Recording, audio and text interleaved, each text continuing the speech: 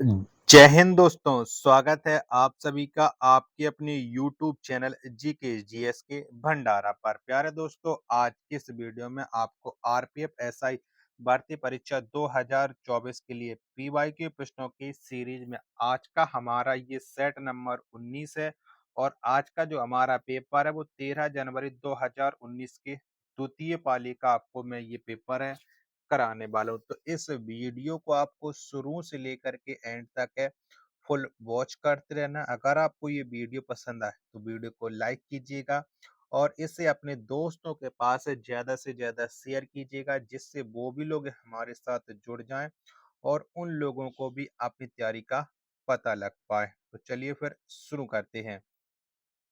तो पहला प्रश्न है आपके सामने कि चीनी यात्री हेन स्वांग समकालीन थे, तो ये किसके समकालीन थे ये आपको बताना है। पहला का राइट आंसर क्या हो जाएगा? तो चीनी यात्री जो हेन स्वांग है ये समकालीन थे हर्षवर्धन के, यानी एक का तीसरा ऑप्शन राइट आंसर हो जाएगा। दूसरा प्रश्न आ जाता है कि निम्नलिखित में से कौन सा मूल कर्तव्य नहीं है, तो बताओ इनमें से कौन सा है जो मूल कर्तव्य नहीं है। तो संवैधानिक उपचार का अधिकार या एक मूल कर्तव्य नहीं है, दो का तीसरा ऑप्शन राइट आंसर हो जाएगा। तीसरा प्रश्न आ जाता है आपके सामने कि विद्युत क्षेत्र का मान किसके बराबर होता है, बताओ किसके बराबर होता है। तो विद्युत क्षेत्र का जो मान है वो विद्युत फ्लक्स के बराबर होता है। तीन का ऑप्शन संख्या चार इसका राइट आंसर हो जाएगा। चौथा प्रश्न आ जाता है आपके सामने कि संसद के दोनों सदनों के संयुक्त बैठक की अध्यक्षता कौन करता है। तो संसद के दोनों सदनों की संयुक्त बैठक की जो अध्यक्षता है वो लोकसभा के अध्यक्ष करते हैं, यानी चौथे का तीसरा ऑप्शन राइट आंसर हो जाएगा। पांचवा प्रश्न आ जाता है आपके सामने गड़जात पहाड़ियां किस राज्य में स्थित हैं, तो बताओ कौन से राज्य में ये गड़जात पहाड़ियां स्थित है। पांच का आंसर आपको बताना है। तो ये उड़ीसा राज्य में स्थित है। पांच का दूसरा ऑप्शन है वो करेक्ट आंसर हो जाएगा। चलिएगा, छठवां प्रश्न आ जाता है आपके सामने कि मूल संरचना सिद्धांत का निर्माण किस ऐतिहासिक निर्णय के आधार पर किया गया था, तो बताओ ये कौन से ऐतिहासिक निर्णय के आधार पर किया गया था। ये छठवां का आंसर आपको बताना है। तो ये किया गया था केशवानंद भारती में, केस के द्वारा। इन छह का ऑप्शन संख्या चार है वो राइट आंसर हो जाएगा। सातवां प्रश्न आ जाता है आपके सामने किस वर्ष में ओलंपिक खेलों को अंतरराष्ट्रीय स्तर का दर्जा मिला, तो कब मिला। सात का आंसर आपको बताना। तो ये अंतरराष्ट्रीय स्तर का दर्जा है वो 1908 में मिला। सात का तीसरा ऑप्शन देने वाले सभी लोगों का राइट आंसर हो जाएगा। चलिएगा, आठवां प्रश्न है आपके सामने कि फॉर्मोसा जल संधि ताइवान को किससे अलग करती है, तो ये ताइवान को अलग करती है जापान से, यानी आठ का तीसरा ऑप्शन देने वाले सभी लोगों का करेक्ट आंसर हो जाएगा। नौवां प्रश्न है आपके सामने कि सतपुड़ा का सर्वोच्च शिखर है, तो बताओ कौन सा है। तो सतपुड़ा का जो सर्वोच्च शिखर है वो धूपगढ़ है, यानी नौ का पहला ऑप्शन है वो राइट आंसर हो जाएगा। दसवां प्रश्न आ जाता है आपके सामने कि किसी वस्तु पर गुरुत्वाकर्षण द्वारा आरोपित बल क्या कहलाता है, बताओ क्या कहलाता है। तो आरोपित बल है ये कहलाता है भार। क्या भार कहलाता है, यानी दस का दूसरा ऑप्शन देने वाले सभी लोगों का राइट आंसर हो जाएगा।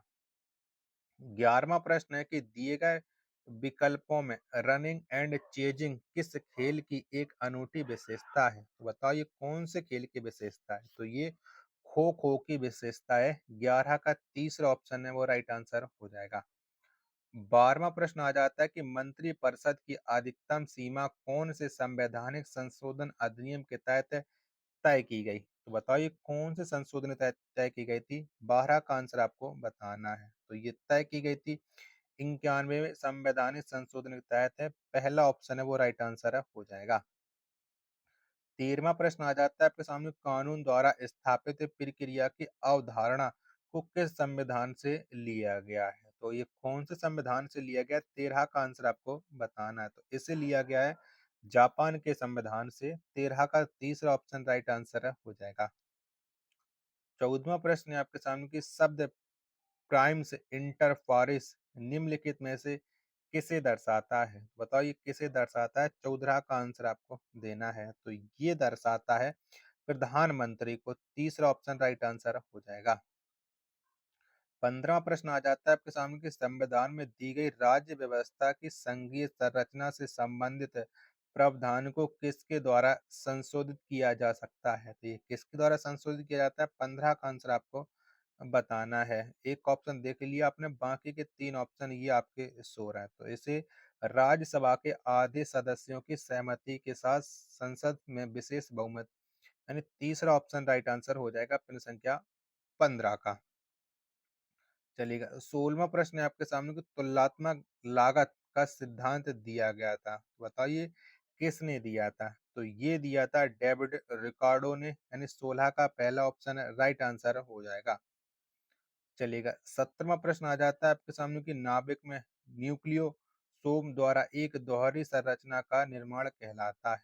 तो ये क्या कहलाता है? तो ये कहलाता है क्रोमेटिन। क्या? क्रोमेटिन कहलाते हैं। 17 का तीसरा ऑप्शन है वो राइट आंसर है हो जाएगा। चलिएगा, 18वां प्रश्न आ जाता है कि निम्नलिखित में से किस राज्य की पवन ऊर्जा उत्पादन क्षमता सबसे अधिक है? तो ये कौन से राज्य की है? 18 का आंसर आपको देना है। तो ये तमिलनाडु राज्य की पवन ऊर्जा क्षमता सबसे अधिक है। 18 का पहला ऑप्शन करेक्ट आंसर है हो जाएगा। 19वां प्रश्न आ जाता है, क्रिस्टलीय पदार्थ में परमाणु के आसपास अनियमित उपयुक्त अव्यवस्था को किस रूप में जाना जाता है? तो इसे जो जाना जाता है वो पॉइंट डिफेक्ट के रूप में जाना जाता है। 19 का ऑप्शन संख्या 4 है वो राइट आंसर हो जाएगा। 20वां प्रश्न है कि निम्नलिखित में से किस खेल में वॉल्टिंग टेबल का उपयोग किया जाता है? तो वॉल्टिंग टेबल का जो उपयोग है वो किया जाता है जिम्नास्टिक में, यानी 20 का पहला ऑप्शन वो राइट आंसर है हो जाएगा। 21वां प्रश्न आ जाता है कि प्रसिद्ध आसफ जाही राजवंश किस क्षेत्रीय साम्राज्य से संबंधित है? तो बताइए कौन से क्षेत्रीय राज साम्राज्य से संबंधित है? 21 का आंसर आपको बताना था। इसका जो संबंध है वो हैदराबाद से है। पहला ऑप्शन देने वाले सभी लोगों का राइट आंसर हो जाएगा। आशा करता हूँ कि आपको ये वीडियो जरूर पसंद आ रही होगी, तो प्लीज वीडियो को लाइक कीजिएगा और चैनल को अभी तक आप लोगों ने सब्सक्राइब नहीं कर रखा होगा तो चैनल को आप लोग सब्सक्राइब जरूर कर लीजिएगा। चलिएगा, 22वां प्रश्न है कि निम्नलिखित में से कौन सा राष्ट्रीय उद्यान कर्नाटक में नहीं है? तो इनमें से एक राष्ट्रीय उद्यान ऐसा है जो कर्नाटक में नहीं है। तो कौन सा नहीं है? तो इनमें से जो आप बता रहे केवल लामजाओ नहीं है, यानी 22 का तीसरा ऑप्शन राइट आंसर है हो जाएगा। 23वां प्रश्न है आपके सामने कि भारत की पहली औद्योगिक नीति घोषित की गई थी। तो कब घोषित की गई थी? तो भारत की पहली जो औद्योगिक नीति है, इसकी जो घोषणा है वो 1948 में की गई थी। 23 का तीसरा ऑप्शन देने वाले सभी लोगों का करेक्ट आंसर है हो जाएगा। 24वां प्रश्न है आपके सामने कि प्रधानमंत्री सहित अन्य सभी मंत्री सामूहिक रूप से डॉट डॉट के प्रति उत्तरदायी होते हैं। तो ये किसके प्रति उत्तरदायी होते हैं? तो ये सभी लोकसभा के प्रति उत्तरदायी होते हैं। 24 का पहला ऑप्शन है वो राइट आंसर है हो जाएगा। 25वां प्रश्न आ जाता है आपके सामने कि रायबरेली के सैयद अहमद निम्नलिखित में से किस आंदोलन से जुड़े हुए थे? तो इनका जो संबंध है वो संबंध था इनका बहावी आंदोलन से, यानी 25 का तीसरा ऑप्शन है वो राइट आंसर हो जाएगा। 26वां प्रश्न आ जाता है आपके सामने कि थांगटा निम्नलिखित में से किस राज्य की मार्शल आर्ट शैली है? तो थांगटा, इसका जो संबंध है वो मणिपुर राज्य से है, यानी 26 का पहला ऑप्शन करेक्ट आंसर है हो जाएगा। 27वां प्रश्न आ जाता है कि हाइड्रोजन से नाइट्रोजन की अभिक्रिया कराकर अमोनिया प्राप्त करने की विधि क्या कहलाती है? तो ये विधि कहलाती है आपकी हैवर विधि, यानी 27 पहला ऑप्शन है वो राइट आंसर है हो जाएगा। 28वां प्रश्न आ जाता है आपके सामने कि मानक मुद्रा के संदर्भ में अंकित मूल्य बराबर होता है। तो बताइए किसके बराबर होता है अंकित मूल्य? 28 का आंसर आपको देना है। तो ये आंतरिक मूल्य के बराबर होता है, यानी 28 का पहला ऑप्शन है वो राइट आंसर हो जाएगा। 29वां प्रश्न आ जाता है कि आखिरी मुगल शासक कौन था? बताओ कौन था आखिरी मुगल शासक? तो ये था बहादुर शाह द्वितीय। 29 का दूसरा ऑप्शन है वो राइट आंसर है हो जाएगा। 30वां प्रश्न है कि दिए गए विकल्पों में बैटन का उपयोग किस खेल में किया जाता है? तो बैटन का जो उपयोग किया जाता है वो रिले खेल में किया जाता है। 30 का पहला ऑप्शन देने वाले सभी लोगों का राइट आंसर हो जाएगा। 31वां प्रश्न कि ढाका शहर डॉट डॉट नदी के किनारे स्थित है, तो कौन सी नदी किनारे ढाका शहर स्थित है?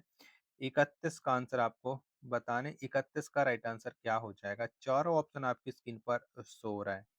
तो ये बुरी गंगा नदी के तट पर स्थित है ढाका शहर। तीसरा ऑप्शन राइट आंसर हो जाएगा।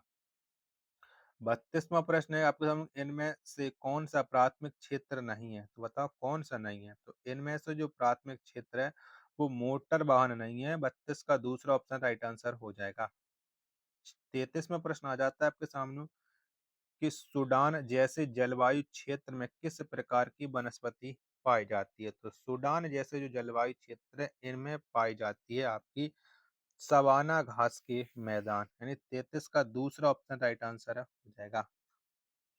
34वां प्रश्न है आपके सामने, गोदावरी नदी का उद्गम स्थान है, तो बताओ कौन सा है?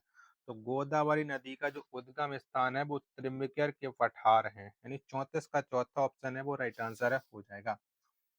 35वां प्रश्न आ जाता है आपके सामने कि राष्ट्रमंडल खेलों में उत्कृष्ट खिलाड़ी का सम्मान करने के लिए कौन सा पुरस्कार दिया जाता है? बताओ कौन सा पुरस्कार देते हैं?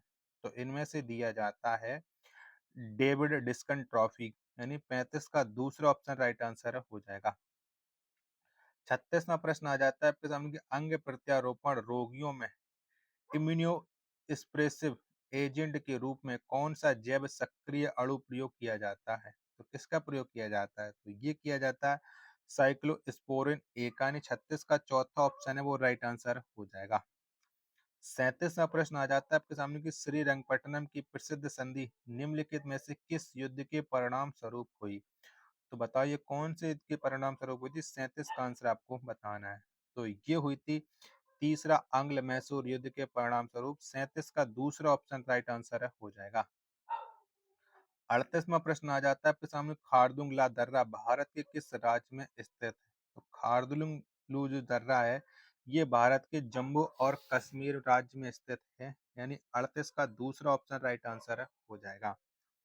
39वां प्रश्न है कि निम्नलिखित में से कौन अतिरिक्त क्षेत्रीय कानून बना सकता है? तो बताओ कौन बना सकता है? 39 का आंसर आपको देना है, तो ये संसद बना सकती है। पहला ऑप्शन करेक्ट आंसर हो जाएगा। चलिएगा, अगला प्रश्न है आपके सामने, प्रश्न संख्या है 40 कि यदि राष्ट्रीय आपातकाल के कारण लोकसभा की अवधि बढ़ा दी जाती है और जब आपातकाल समाप्त हो जाता है तो बढ़ी हुई अवधि कितने समय तक रहेगी? तो ये कितने समय तक रहेगी? 40 का आंसर आपको देना है, तो ये अवधि 6 महीने तक रहेगी। दूसरा ऑप्शन राइट आंसर हो जाएगा। चलिएगा, अगला प्रश्न प्रश्न संख्या 41 की सहायक संधि का सिद्धांत निम्नलिखित में से किस गवर्नर जनरल से संबंधित है? तो सहायक संधि का जो सिद्धांत है इसका जो संबंध है वो लॉर्ड बेलीजली से है। जैसे लॉर्ड बेलीजली से है, यानी 41 का चौथा ऑप्शन राइट आंसर हो जाएगा। चलिएगा, 42वां प्रश्न है कि चिश्ती, सोहरावर्दी और फिरदौसी जैसे शब्द निम्नलिखित में से किस धर्म से संबंधित है? तो बताओ इन सभी शब्दों का संबंध है वो कौन से धर्म से है? तो इनका जो संबंध है वो सूफी धर्म से है। 42 का चौथा ऑप्शन देने वाले सभी लोगों का करेक्ट आंसर हो जाएगा। चलिएगा, 43वां प्रश्न आ जाता है, गोबी रेगिस्तान निम्नलिखित में से किस देश में पाया जाता है? तो गोबी का जो रेगिस्तान है ये मंगोलिया में पाया जाता है। 43 का दूसरा ऑप्शन करेक्ट आंसर हो जाएगा। 44वां प्रश्न है कि निम्नलिखित में से कौन सा विकल्प क्रिकेट से संबंधित नहीं है? तो इनमें से एक विकल्प ऐसा है जिसका संबंध है वो क्रिकेट से नहीं है, तो वो विकल्प कौन सा है? तो वो विकल्प है आपका गैम्बिट। 44 का दूसरा ऑप्शन है वो राइट आंसर हो जाएगा। 45वां प्रश्न आ जाता है कि कौन सा चुंबक कक्षीय तापमान पर लंबी अवधि के लिए लोहे चुंबकीय गुण को बरकरार रखता है? तो बताओ इनमें से कौन सा चुंबक है? 45 का आंसर आपको बताना है, तो ये है स्थायी चुंबक है। 45 का पहला ऑप्शन देने वाले सभी लोगों का राइट आंसर हो जाएगा। 46वां प्रश्न आ जाता है कि निम्नलिखित में से किस साम्राज्य का कोकुई में अपना निजी प्राचीन बंदरगाह था? तो ये कौन से साम्राज्य का था? 46 का आंसर क्या हो जाएगा? तो ये था पांड्या साम्राज्य का। पहला ऑप्शन करेक्ट आंसर हो जाएगा। 47वां प्रश्न आ जाता है कि आमतौर पर द्विबीजपत्री पौधों की पत्तियों में किस प्रकार की सिरा रचना पाई जाती है? तो ये कैसी रचना पाई जाती है?